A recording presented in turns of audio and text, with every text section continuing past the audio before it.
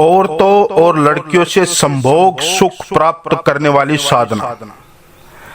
आज हम आपको बताएंगे योगिनी तंत्र साधना मंत्र के बारे में।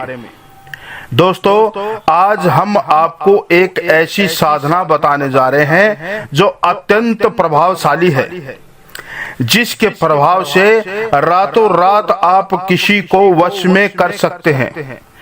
किसी को भी वश में करने का बड़े से बड़ा और असरदार तरीका। चलिए दोस्तों, जानते हैं इस प्रक्रिया के बारे में और विधि के बारे में। योगिनी तंत्र साधना मंत्र विधि कुछ इस प्रकार है। साधना एक बहुत ही प्राचीन तंत्र विद्या की विधि से है। इसमें सिद्ध योगिनी या सिद्धि धात्री योगिनी की आराधना की जाती है। इस विद्या को कुछ लोग द्वितीय दर्जे की साधना या आराधना मानते हैं, लेकिन ये सिर्फ एक भ्रांति है। योगिनी साधना करने वाले साधकों को बहुत ही आश्चर्यजनक लाभ होता है। हर तरह के बिगड़े कामों को बनाने में इस साधना से लाभ मिलता है। मां शक्ति के भक्तों को योगिनी साधना से बहुत जल्द और काफी उत्साहवर्धक परिणाम प्राप्त होते हैं। इस साधना को करने वाले साधक के प्राण में आश्चर्यजनक रूप से वृद्धि होती है। माँ की कृपा से भक्त के जीवन की सारी मुश्किलें हल हो जाती है और उसके घर में सुख और समृद्धि का आगमन हो जाता है। चलिए एक नजर डालते हैं योगिनी तंत्र साधना मंत्र विधि पर।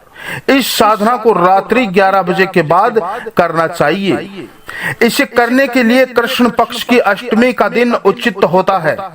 इसके अतिरिक्त कोई शुक्रवार या कोई भी नवमी इस साधना के लिए उत्तम समय होता है।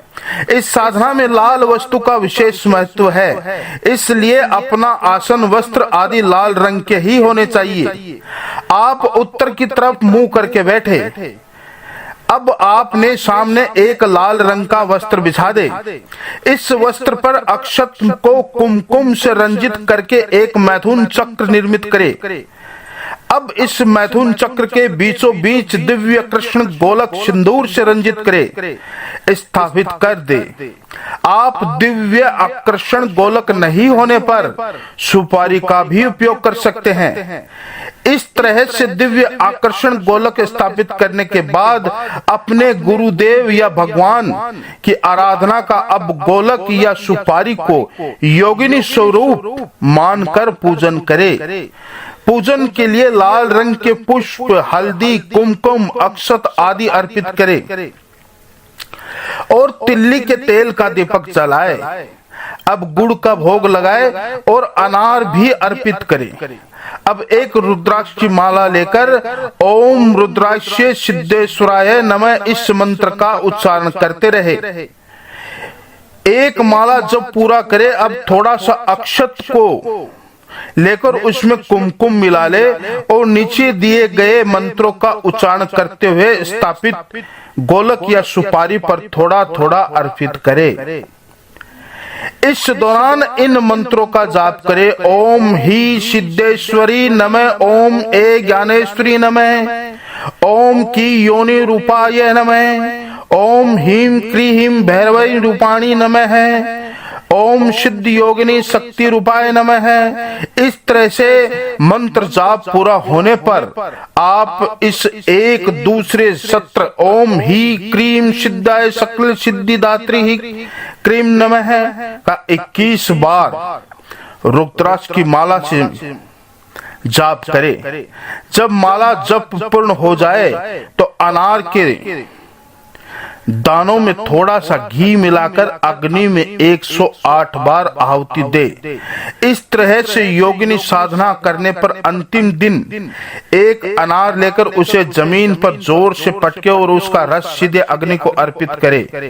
रस अर्पित करते हुए सिद्ध योगिनी प्रसन्न हो ये जपते जाए और इस तरह से ये साधना संपन्न होने के अगले दिन पूजन हवन आदि सामग्री को नदी में प्रवाहित कर दे।